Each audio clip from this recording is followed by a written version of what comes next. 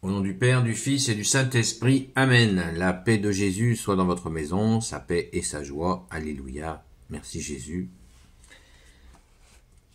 Nous sommes donc en train de lire, nous allons écouter le Saint-Évangile selon Saint Luc, chapitre 6, versets 37 à 38. Que ta parole, ô Jésus, rentre dans mon esprit, que ma bouche proclame ta parole et que mon cœur l'accueille.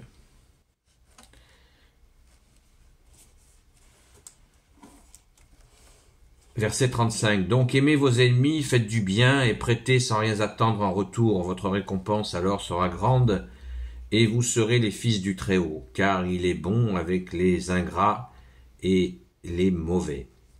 Soyons miséricordieux comme votre Père est miséricordieux. Ne jugez pas et vous ne serez pas jugés. Ne condamnez pas et vous ne serez pas condamnés. Pardonnez et l'on vous pardonnera. Donnez et l'on vous donnera. On versera dans votre tablier une belle mesure, tassée, secouée, débordante de tous côtés, car on utilisera pour vous la même mesure que vous utilisez. Merci Jésus pour ta parole qui nous donne une définition parfaite de la miséricorde. Cette fameuse miséricorde, ça tombe parfaitement, d'ailleurs ces textes sont choisis pour la période du carême, donc remercions ceux qui ont fait ces bons choix, car la miséricorde, c'est cela que souhaitent le Père, le Fils et le Saint-Esprit. C'est déjà dit dans l'Ancien Testament, et Jésus le rappelle. Dieu préfère la miséricorde au sacrifice, aux offrandes. Mais ça paraît tout à fait logique parce que si nous pratiquons cette miséricorde que Dieu pratique, eh bien, nous lui évitons de faire le travail.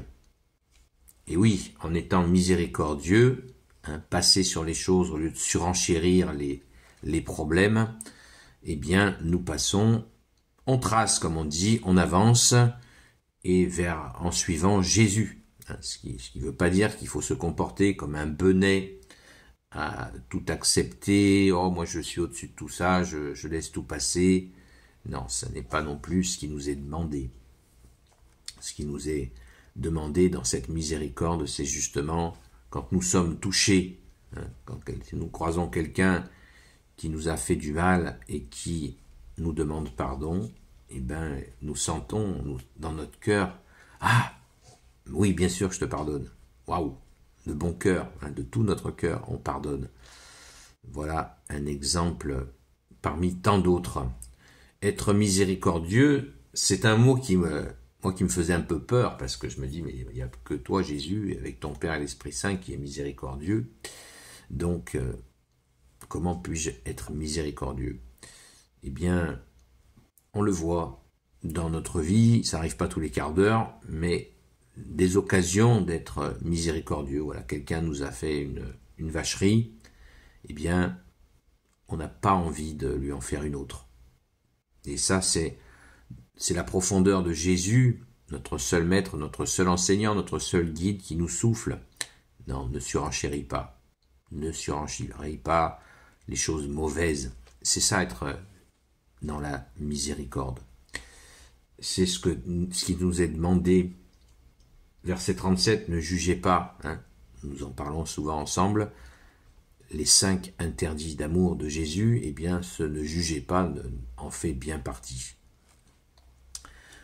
Et le carême peut-être est vraiment l'occasion exceptionnelle de si par exemple nous avons une habitude à juger les gens, eh bien pendant ce carême nous pouvons tout à fait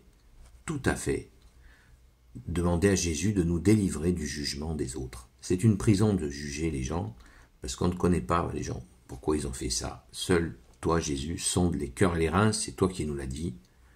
Toi seul sonde les cœurs et les reins, donc si nous parlons à tort et à travers, nous jugeons, et là, effectivement, on fait des grosses erreurs. Ne condamnez pas et vous ne serez pas condamnés. Ouais, cet aspect de condamnation.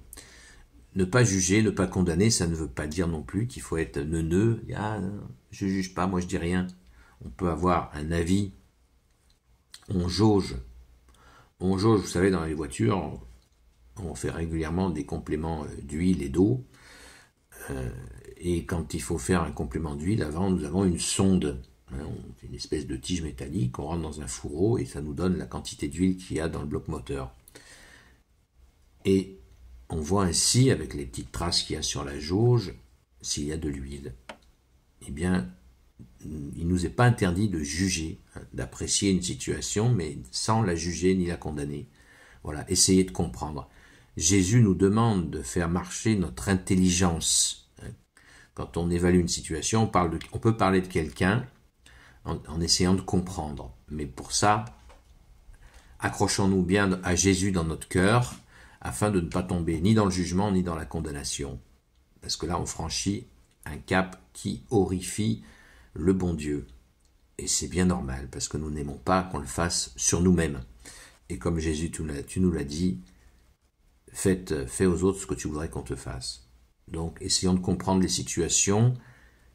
On peut réfléchir, demander le discernement sur une situation. Ça n'est pas juger la personne. Tout dépend de ce qu'on a derrière la tête. Si on a le jugement derrière la tête, eh bien, il suffit de demander à Jésus, supplier Jésus de nous délivrer de ce jugement. Donc, carême, vous voyez, on est vraiment à plein dans le carême. Convertissez-vous, la parole de Jésus, tout de suite après son baptême au Jourdain, quand il est tout de suite envoyé au désert, il dit « Convertissez-vous et croyez en la bonne nouvelle ». Voilà, la conversion, c'est celle-là. Abandonner le jugement et voir les situations avec miséricorde. Et j'insiste une troisième fois sur le fait que ça n'est pas être neuneux, ni gaga, tout laisser faire, ça n'est pas ça être miséricordieux. Ça n'est pas ça du tout. Miséricordieux, c'est bien quand on a pleine conscience que nous n'allons pas surenchérir au mal. Voilà. Il faut qu'on en sorte. Voilà. Faut qu'on sorte de cette situation. Et bien sûr, on en sort uniquement en suivant Jésus, parce qu'il n'y a que Jésus qui peut nous sortir des sacs de nœuds de nos vies, des choses très difficiles, et qui nous permet Jésus nous donne toujours cette dimension pédagogique où on va et on peut entraîner les autres vers la lumière que tu es Jésus, pour sortir des problèmes et pas retomber dans les mêmes problèmes. Amen. Merci Jésus de nous y aider, toi notre seul enseignant.